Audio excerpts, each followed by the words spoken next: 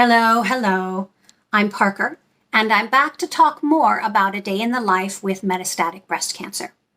First, I'd like to note the passing this November of the remarkable, brave, and funny Betty Rollin.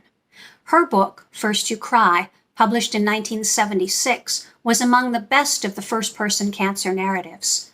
Her honesty and humor helped so many women suffering from the early stages of this disease. She made it to 87 years young. Thanks for everything, Betty, and may flights of angels sing thee to thy rest. Unlike Ms. Rollin, my breast cancer has metastasized, spread beyond the breast, and so my journey is a bit different. There is no surgery for me to remove the tumor or the breast, as it would do no good. So, as well as taking daily oral meds to help stem the further spread of lesions in my body, I must regularly undergo a veritable raft of blood tests, IV infusions to strengthen my bones. The meds play merry hell with bone density. CT scans, full body scans, and for me, a couple of MRIs, just for fun. After the diagnosis had been established and a treatment plan put in place, I understood I would need to have these procedures regularly every 3 months.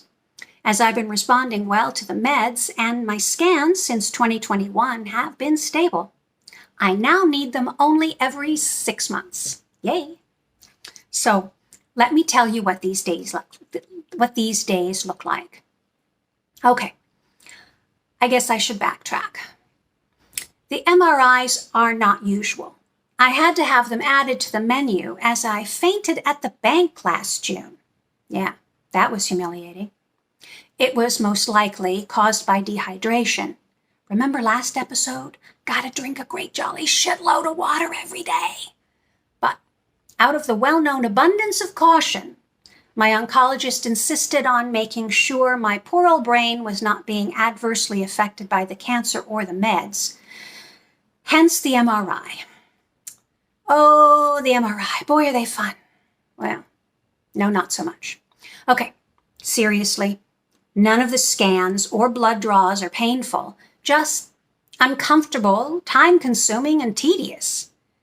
And for me, anyway, a cause of dread. I do okay in the months between scans, but the day of, I'm always certain the results will be dire, and so have a quiet little anxiety attack.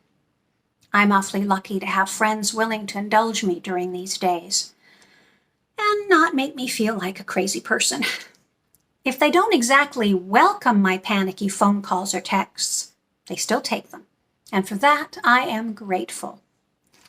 And speaking of grateful, these scheduled visits to the cancer center have exposed me to people, other patients in the lobby waiting for their treatment, who are living through devastating pain, weakness, and dependence on their caregivers. I see them and feel fortunate I am not there. I hope and pray I will not have to walk their path. But enough of the grim stuff. Here's what's happening during these procedure days. Because I need to go regularly for these things, I tend to see the same physicians, nurses, and technicians. And as hospitals are really just tiny villages, everyone knows everything, and gossip about how the place runs is the clinic lingua franca. I have, over the last couple of years, even come to look forward to seeing them, these amazing people. Some of them are crazy smart, have varied interests, and are funny as hell. My CT scan tech is especially funny. To make it less awful, I prepare for scan day and bring along silly treats and then indulge in them while I'm waiting the requisite time between having the nuclear medicine injected and the scan itself.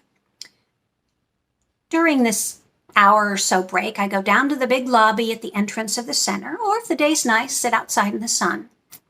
Last time I was there, my treat was a small package of marshmallow peeps. I know, they're terrible, don't judge me.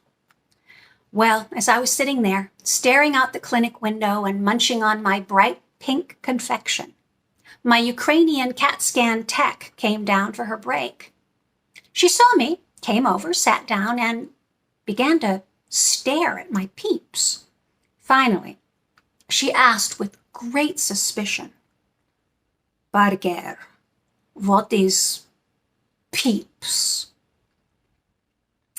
With some chagrin, I told her they were a guilty pleasure, very sweet marshmallow candy. She put her hand out in an okay, gimme one gesture, and I complied. She popped it in her mouth, chewed, swallowed, and with no expression on her face at all murmured, disgusting. You have more? I love her so much. And so, this week, I go in for my delightful barium cocktail, have an IV line installed, lie in a metal tube, and listen to the strangest clunks and clanks you can imagine from the MRI machine. Then migrate to another room for the CT scan, and yet another room for the full body scan. After that, I meander to another part of the facility altogether for a blood draw, meet with my amazing, kind, funny, and brilliant oncologist, and then finish up with the IV infusion. The results usually come in fast. My oncologist generally has them before the end of the day, so my fears are quelled before I call it a night. Until the next time. So, that's what treatment day looks like for me. And so it goes. And with luck, all goes well. See you next time, and happy holidays.